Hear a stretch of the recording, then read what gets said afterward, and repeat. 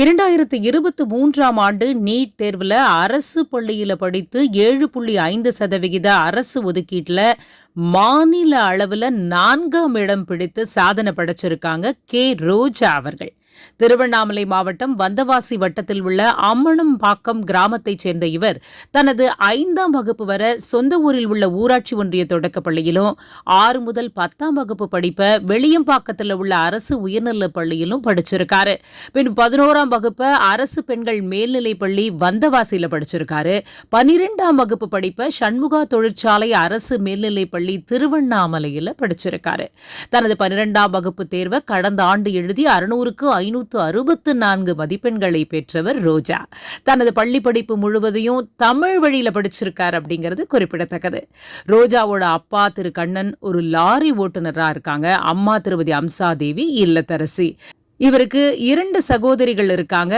மூத்த சகோதரி சரஸ்வதி பொறியியல் பட்டம் பெற்றவர். 2வது அக்கா ரேஷ்மா இளம் அறிவியல் இயற்பியல் பாடத்தை படிச்சு முடிச்சிருக்காங்க. இந்த குடும்ப சூழ்நிலையில இருந்து இப்போது தமிழக அளவில் அரசு பள்ளியில படிச்சு 4ஆம் இடத்தை பிடிச்சு நீட் தேர்வுல சாதனை படைச்சிருக்காங்க ரோஜா அவர்கள். ரோஜா அவர்கள் நம்ம யூடியூப் சேனலுக்கு தந்திருக்கக்கூடிய சிறப்பு பேட்டி இதோ உங்களுக்காக. வணக்கம் ரோஜா, எங்க யூடியூப் சேனல் சார்பா உங்களுக்கு வாழ்த்துக்கள். உங்களை பத்தி கொஞ்சம் சொல்லுங்களேன். வணக்கம், என் பேர் ரோஜா. நான் அம்மணம்பாக்கம் கிராமத்தில் இருக்கேன். வந்தவாசி வட்டம், திருவண்ணாமலை மாவட்டம். நான் ஃபஸ்ட் டு 5th எங்கள் ஊரில் இருக்க ஒரு ப்ரைமரி ஸ்கூலில் தான் படித்தேன். 6th to 10th வெளியம்பாக்கம் அரசு உயர்நிலைப் பள்ளியில் படித்தேன். 11ஆம் வகுப்பு அரசு பெண்கள் மேல்நிலைப்பள்ளி வந்தவாசியில் படித்தேன். 12th மாதிரிப்பள்ளி திருவண்ணாமலை சண்முகா இண்டஸ்ட்ரீஸ் ஹையர் செகண்டரி ஸ்கூலில் படித்தேன். ஃபஸ்ட் டைம் என்னால் நீட் எழுத முடியல. ஏன்னா 12 days கம்மியாக இருந்ததுனால, அண்டர் ஏஜ்ன்றதுனால ஃபஸ்ட் டைம் எழுத முடியல 12th முடித்த உடனே. அதனால் 1 year ரிப்பீட் பண்ணி 1 year 6 months ஒரு கோச்சிங் சென்டரில் சேர்ந்து கோச்சிங் போய் இந்த வருஷம் நீட் எழுதியிருக்கேன். அதில் 544 மார்க் இருக்குது. அப்பா டிரைவரு, அம்மா இல்லத்தரசி.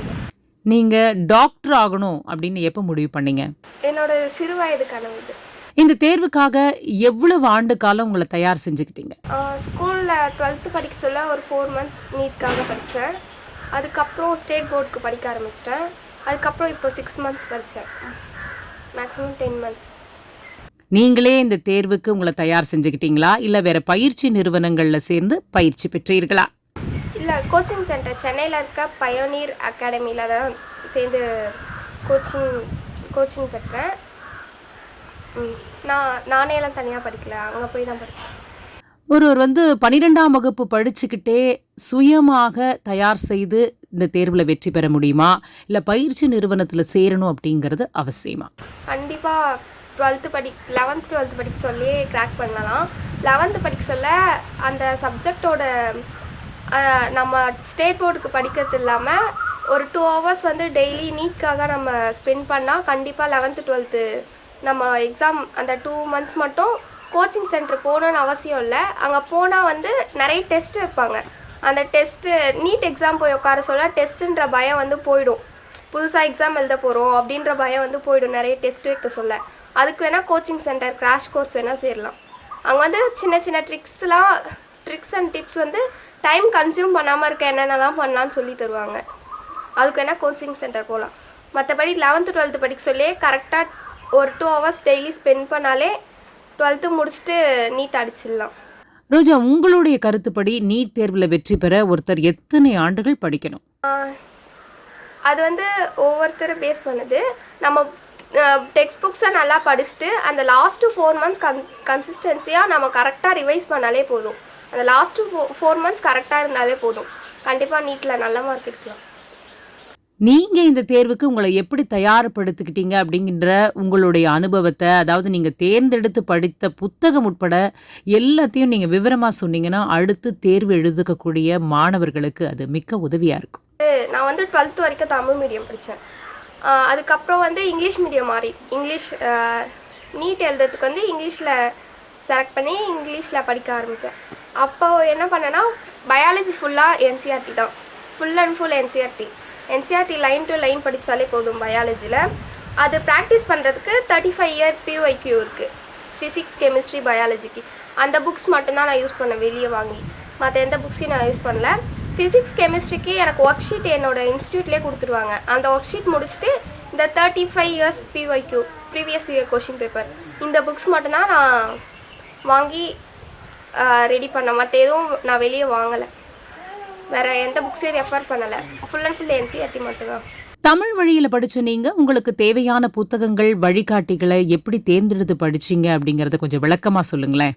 தமிழ் வழியில் படிக்கிறவங்களுக்கு வந்து NCERTயோட டிரான்ஸ்லேஷன் வந்து ராஜேஷ் நீட் உயிரியல் அப்படின்னு ஒரு புக் இருக்குது. அந்த புக் யூஸ் பண்ணிக்கலாம். கொஷின் சால்வ் பண்ணுறதுக்கு வந்து பியர்சன் வந்து தமிழில் இருக்குது. அந்த புக்கு நான் 12th வரைக்கும் அதை தான் யூஸ் பண்ணி சால்வ் பண்ணேன். அதுக்கப்புறம் 35 year PYQ அது தமிழில் இருக்காதுன்னு நினைக்கிறேன். ஆனால் பியர்சன் வந்து இருக்குது. பியர்சன் வந்து நிறைய கொஷின்ஸ் இருக்கும். நிறைய பெரிய புக்கு. அந்த புக்லேயே நிறைய கொஷின்ஸ் இருக்கும். அதுவே போதும் தமிழ் வழியில் படிக்கிறவங்களுக்கு. முக்கியமா இயற்பியல் மற்றும் வேதியியல் பாடங்களை எப்படி படிச்சீங்கன்னு சொல்லுங்க. எந்தெந்த புத்தகங்கள் உங்களுக்கு உதவியா இருந்துச்சு? ஃபிசிக்ஸ் வந்து ஃபுல் அண்ட் ஃபுல் ஃபார்முலாஸ் தான். ஒரு ஃபார்முலாஸ்ன்னு எடுத்துக்கிட்டிங்கன்னா அந்த ஒரு ஃபார்முலாவுக்கு 4-5 பேட்டர்ன்ஸ் இருக்கும். அந்த 4-5 ஒரு ஃபார்முலாவை வச்சு 4-5 யூஸ் பண்ணுற மாதிரி ஒரு ஃபார்முலாவை யூஸ் பண்ணுற மாதிரி 4-5 பேட்டர்ன்ஸ் இருக்கும். அந்த பேட்டர்ன்ஸை கண்டுபிடிச்சி போட்டு பார்க்கணும். ஃபிசிக்ஸ் ஃபுல்லாக ப்ராக்டிஸ் தான். அந்த மாதிரி ஃபார்முலாஸ் எல்லாத்தையும் ஞாபகம் வச்சுக்கணும்.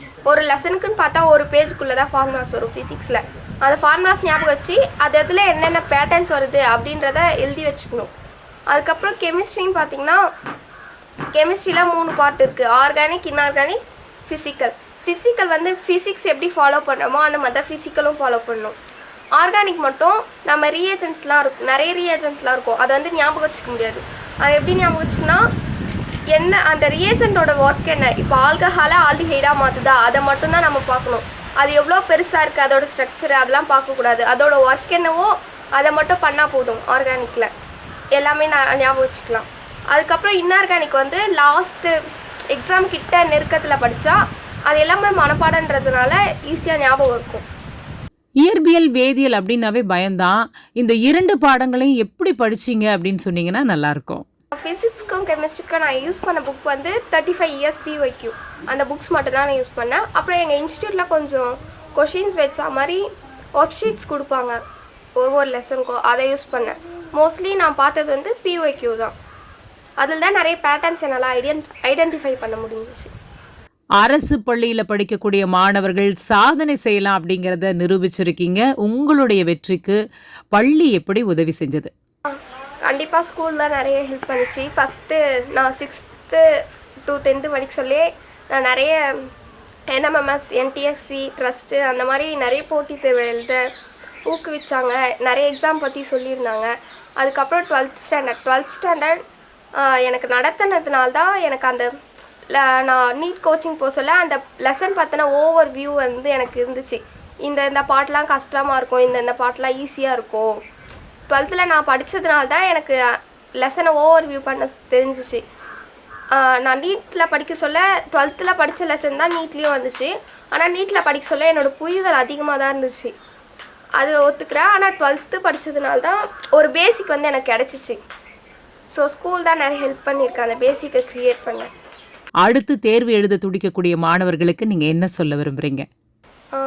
நல்லா நம்ம முயற்சியை 100% போட்டு நிறைய பயிற்சி பண்ணால் கண்டிப்பாக யாரும் என்னாலும் வெற்றி பெறலாம். அந்த லாஸ்ட்டு 4 months வந்து கன்சிஸ்டன்சியாக ஒர்க் பண்ணாலே போதும். நீட்டில் நல்ல மார்க் எடுத்துடலாம்.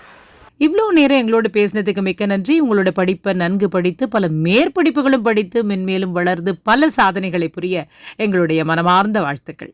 நன்றி. இந்த வீடியோ உங்களுக்கு பிடிச்சிருந்தா லைக் பண்ணுங்க, ஷேர் பண்ணுங்க, சப்ஸ்கிரைப் பண்ணுங்க, கமெண்ட் பண்ணுங்க, பெல் ஐக்கன் பிரஸ் பண்ண மறந்து போயிடாதீங்க. அப்பதான் நாங்கள் போஸ்ட் பண்ற வீடியோவோட நோட்டிஃபிகேஷன் உங்களுக்கு வரும்.